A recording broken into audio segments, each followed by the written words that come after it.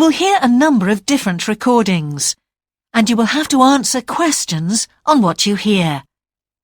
There will be time for you to read the instructions and questions, and you will have a chance to check your work. All the recordings will be played once only. The test is in 4 sections. At the end of the test, you will be given 10 minutes to transfer your answers to an answer sheet. Now turn to Section 1. Section 1. You will hear a telephone conversation between a travel company employee and a customer. First, you have some time to look at questions 1 to 5.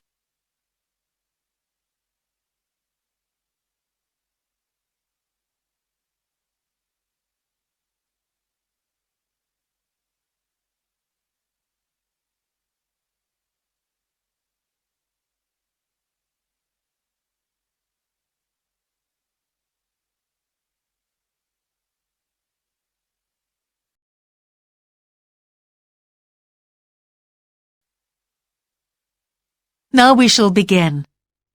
You should answer the questions as you listen, because you will not hear the recording a second time.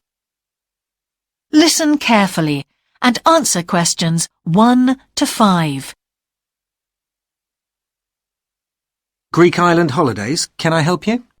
Yes, I hope so. I have a friend who's just come back from Corfu, and she's recommended some apartments in Arelis. She thought they might be on your list. Arelis, let me see. Can you give me the names? Yes, the first's Rose Garden Apartments. I'd like to go with another friend in the last week of October. Well, we've got a lovely studio flat available at that time. I'm sure you'd enjoy the entertainment programme there too, with Greek dancing in the restaurant. And the cost for each of us? £219. That sounds very reasonable. I'm just jotting down some notes. Now, the second one she mentioned was called Blue Bay. Blue Bay. Yes, in fact, that's very popular, and it has some special features. Really? The main attraction is the large swimming pool with salt water. Much healthier, I understand. That's right. And it isn't far from the beach either, only 300 metres. And only around half a kilometre to some shops, so you don't have to be too energetic. Is it much more expensive than the first one? Let me just check. I think at the time you want to go, it's around £260. No, £275 to be exact. Right, I've got that. Now, there are just 2 more apartments to ask you about. I can't read my own writing. Something to do with sunshine, is it? I think you meant the sunshade apartments. They're on a mountainside. Any special features? Yes, each room has its own sun terrace, and there are shared barbecue facilities. Ooh, sounds lovely. Yes, it is rather well equipped. It also provides water sports. It has its own beach. There are facilities for water skiing. Any kite surfing? My friend's quite keen. Not at the hotel, but I'm sure you'll find some in Arelis. There's also satellite TV in the apartments. And how much is that one? £490 with 2 sharing. You mean £245 each? I'm afraid not. Each person has to pay that amount, and there must be at least 2 in an apartment. Oh, I don't think that would be within our budget, unfortunately. And the last one sounds a bit expensive too. The Grand? Actually, it's quite reasonable. It's an older style house with Greek paintings in every room and a balcony outside. Sounds nice. What are the views like? Well, there are forests all round, and they hide a supermarket just down the road, so that's very useful for all your shopping needs. There's a disco in the area too. And the price? £319 at that time, but if you leave it till November, it goes down by 40%. Too late, I'm afraid. Well, why don't I send you a brochure with full details, Miss... Nash. But don't worry about that. I'm coming to Upminster soon, and I'll call and get one. I just wanted to get an idea first. Well, that's fine. We've got plenty here when you come. Before you hear the rest of the conversation, you have some time to look at questions 6 to 10.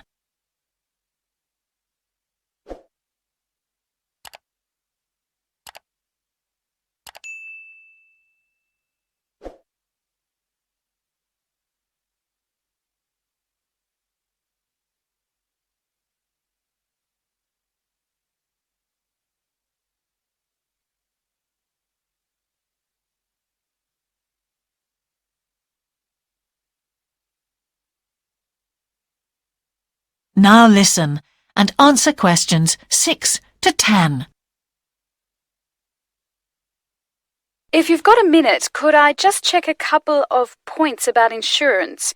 I got one policy through the post, but I'd like to see if yours is better. Fine. What would you like to know? Well, the one I've got has benefits, and then the maximum amount you can claim. Is that like yours? Yes, that's how most of them are. Well, the first thing is cancellation. If the holiday's cancelled on the policy I've got, you can claim £8,000. We can improve on that, Miss Nash. For Greek island holidays, our maximum is £10,000. That's good. Of course, our holiday won't even cost £1,000 together. It's still sensible to have good cover. Now, if you go to hospital, we allow £600. Yes, mine's similar. And we also allow a relative to travel to your holiday resort. My policy just says their representative will help you. You can see there's another difference there. And what happens if you don't get on the plane? Nothing as far as I can see on this form. Don't you have missed departure? No, I'll just jot that down. We pay up to £1,000 for that, depending on the reason. And we're particularly generous about loss of personal belongings, up to £3,000, but not more than £500 for a single item. Then I'd better not take my laptop. Not unless you insure it separately. OK, thanks very much for your time. You've really been helpful. Can I get back to you? Your name is... Ben. Ludlow. That's Ludlow. I'm the assistant manager here. I'll give you my number.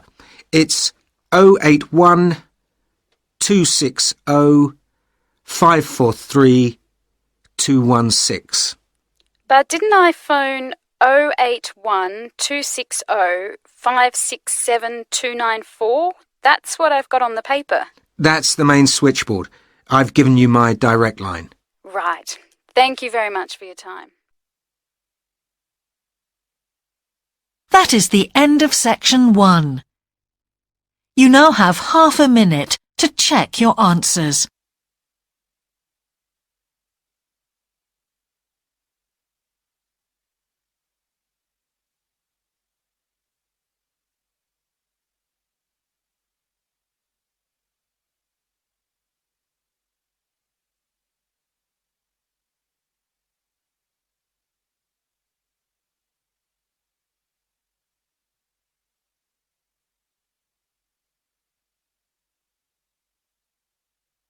Now turn to section 2.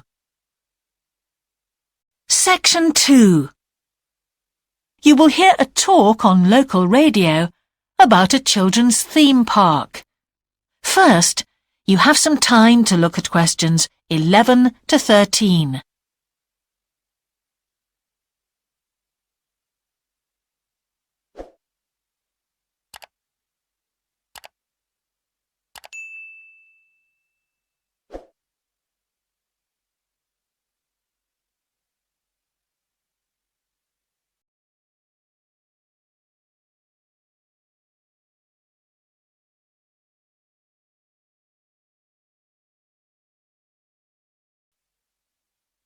Now listen carefully and answer questions 11 to 13. For the second in our series about locally run businesses, we meet Simon Winridge, co-founder of the hugely successful Winridge Forest Railway Park. Welcome, Simon. Now, perhaps you can begin by telling us a little bit about how it all started. Well, during the 1970s, my wife Liz and I had just acquired 80 acres of sheep farming land, and we decided to settle down and have children. Pretty soon we had a daughter, Sarah, and a son, Duncan. The place was wonderful for the kids. They particularly loved trains and gradually built up an enormous network of miniature railway track. I began to develop larger-scale models of locomotives, but we didn't think anything more of it until I went on a trip to a theme park near Birmingham and decided we could do a much better job. So we set up a small one ourselves, based on the miniature railway, and we opened to the public for just a month that year, 1984, in July, our driest month, because our children said they didn't want our guests to have a miserable wet visit. I dealt with park business and Liz carried on with the farm work. It soon became clear that we were onto a winner. We began to extend the railway track and lay it among more interesting landscape by planting trees, which in turn attracted more wildlife, and by making cuttings through the rock. Nowadays, we're open all year round, and we're pleased to say that Wimridge is one of the most popular visitor attractions in the area, with 50,000 visitors a year. 1.5 million people have been through our doors since we opened. Before you hear the rest of the talk, you have some time to look at questions 14 to 20.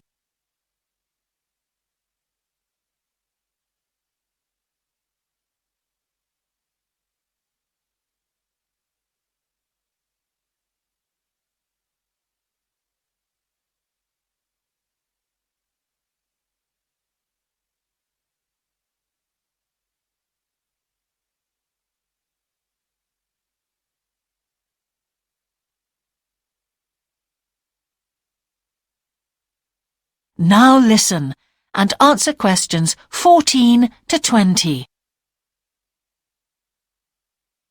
All these visitors mean we have had to expand our operation, and it's now a truly family concern. I'm near to retirement age, so I only concern myself with looking after the mechanical side of things, keeping the trains going. Liz now devotes all her energies to recruiting and supporting the large squadron of workers, which keep the place running smoothly. We're really pleased that, after some years away teaching, Sarah has now returned to the park and makes sure the visitors are kept fed and watered, which keeps her pretty busy, as you can imagine. Our son Duncan has been a stalwart of the park for the last 10 years, taking over from me in the area of construction, and I'll say a little bit more about that in a moment. And his new wife, Judith, has also joined the team in charge of retail. That's becoming a tremendous growth area for us. A lot of people want to buy souvenirs. So have you finished your development of the site for the moment? Not at all. We're constantly looking for ways to offer more to our visitors. The railway remains the central feature, and there's now 1.2 kilometres of the line laid, but we'd like to lay more. Because of the geology of the area, our greatest problem is digging tunnels, but we're gradually overcoming that. We're also very pleased with a new installation of the go-kart arena, which is 120 square metres in area. Again, the problem is the geology. We had to level the mounds on the track for safety reasons. We wanted to enable 5 to 12-year-olds to use the go-karts. And the main attraction here is the Formula One kart. We've known fights to break out over who gets it. And then, finally, to our most recent development, which is the landscape swimming pool. That is the end of section 2. You now have half a minute to check your answers.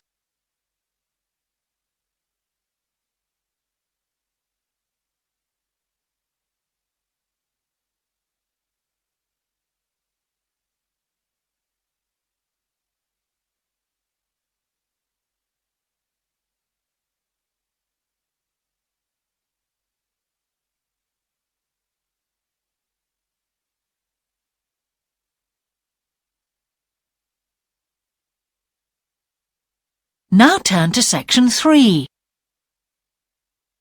Section 3. You will hear a geography student called Caroline discussing her dissertation with her tutor. First, you have some time to look at questions 21 to 23.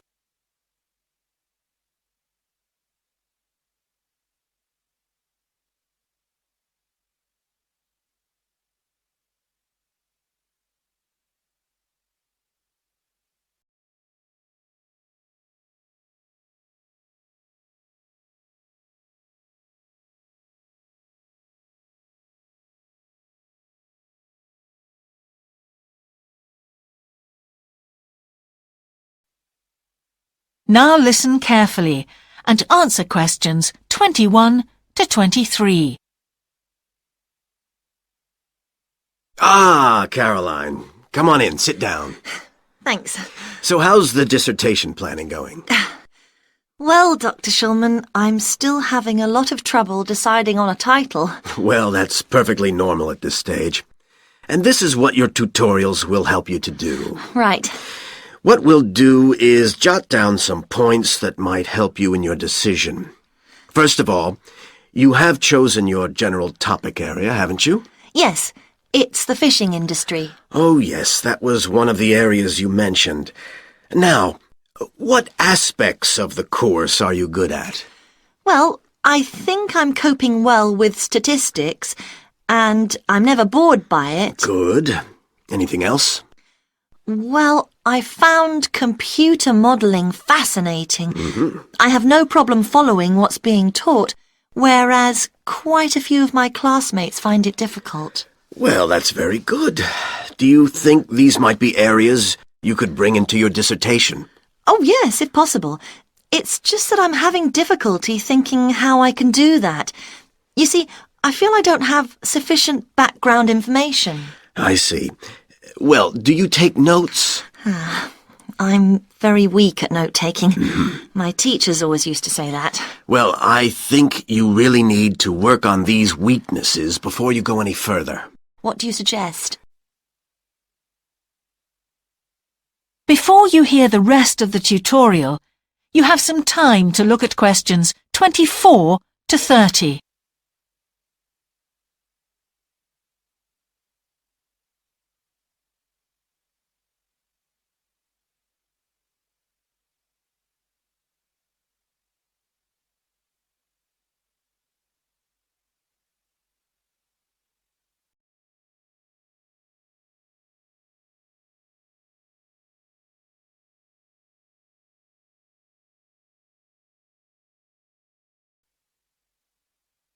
Now listen and answer questions 24 to 30. Well, I can go through the possible strategies with you and let you decide where to go from there. Okay, thanks. Well, some people find it helpful to organize peer group discussions. You know, each week a different person studies a different topic and shares it with the group. Oh, right. It really helps build confidence. Yeah. You know, having to present something to others. I can see that. The drawback is that everyone in the group seems to share the same ideas. They keep being repeated in all the dissertations. Okay. You could also try a service called Student Support. It's designed to give you a structured program over a number of weeks to develop your skills. Sounds good. Yes, unfortunately there are only a few places. Ah. But it's worth looking into. Yes, of course. I know I've got to work on my study skills. And then there are several study skills books you can consult. Right. They'll be a good source of reference. But the problem is, they are sometimes too general. Yes, that's what I've found. Other than that, I would strongly advise quite simple ideas, like using a card index. Well, yes, I've never done that before. It's simple, but it really works because you have to get points down in a small space. Another thing I always advise is don't just take your notes and forget about them. Read everything 3 times. That'll really fix them in your mind. Yes. I can see it'd take discipline, but... Well, if you establish good study skills at this stage, they'll be with you all your life. Oh, yes, I completely agree. It's just that I don't seem to be able to discipline myself. I need to talk things over. We'll be continuing these tutorials, of course. Let's arrange next month's now. Let's see. I can see you virtually any time during the week starting the 22nd of January. What about the 24th? I'm free in the afternoon. Sorry, I'm booked then. What about the following day? The Thursday? Yeah? I can make the morning. Fine. We'll go for the 25th then. That's great. Thanks. That is the end of section 3. You now have half a minute to check your answers.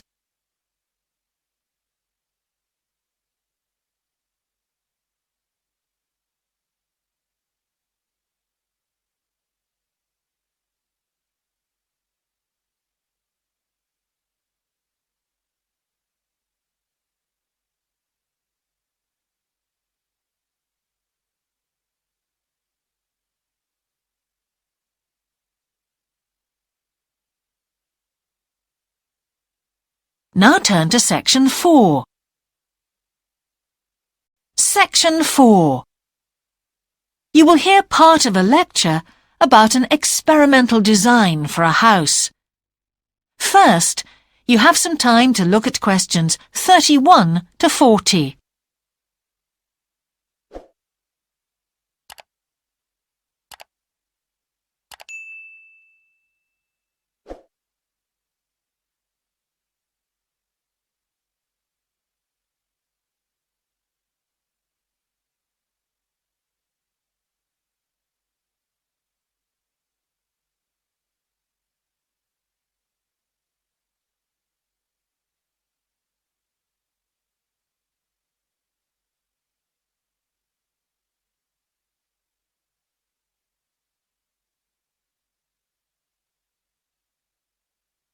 Now listen carefully and answer questions 31 to 40. Good morning. In the last few lectures, I've been talking about the history of domestic building construction.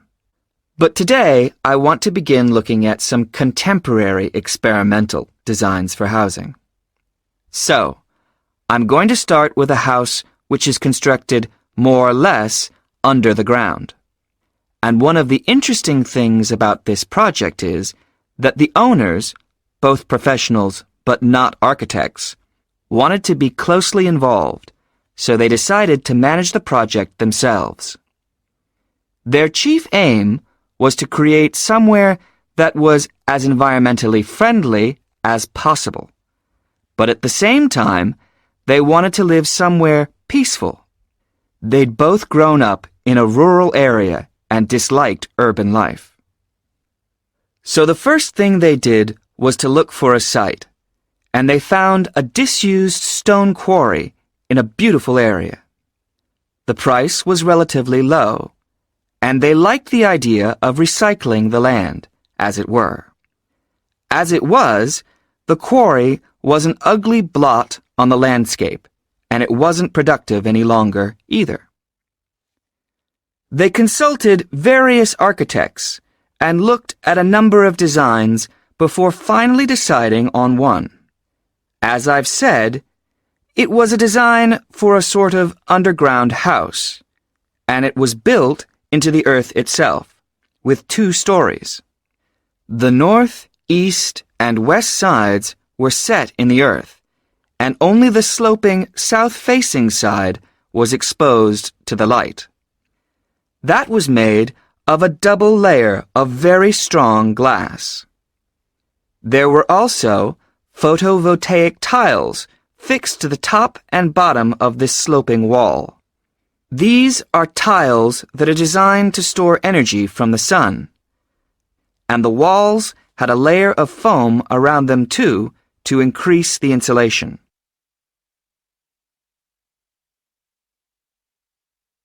Now, what is of interest to us about this project is the features which make the building energy efficient. Sunlight floods in through the glass wall, and to maximize it, there are lots of mirrors and windows inside the house. That helps to spread the light around. So that's the first thing. Light is utilized as fully as possible. In addition, the special tiles on the outside convert energy from the sun and generate some of the house's electricity.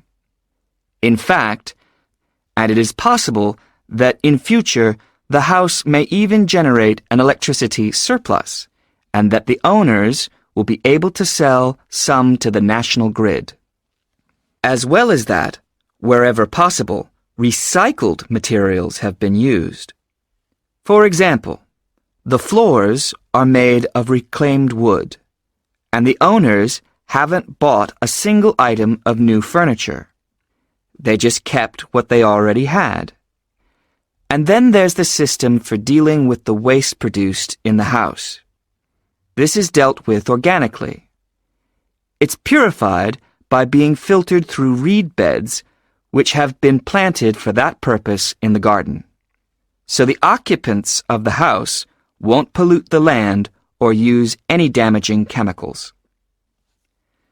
It's true that the actual construction of the house was harmful to the environment, mainly because they had to use massive amounts of concrete, one of the biggest sources of carbon dioxide in manufacturing.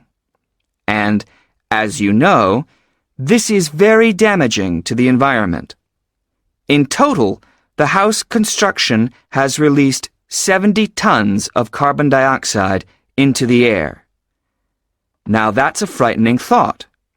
However, once the initial debt has been cleared, and it's been calculated that this will only take 15 years, this underground house won't cost anything, environmentally I mean, because unlike ordinary houses, it is run in a way that is completely environmentally friendly. So, eco-housing like this is likely to become much more. That is the end of section 4. You now have half a minute to check your answers.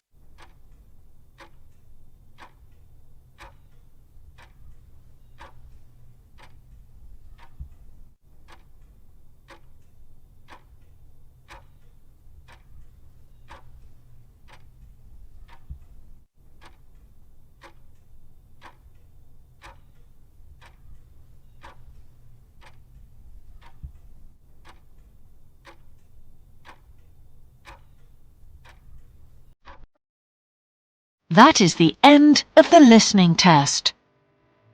In the IELTS test, you would now have 10 minutes to transfer your answers to the answer sheet.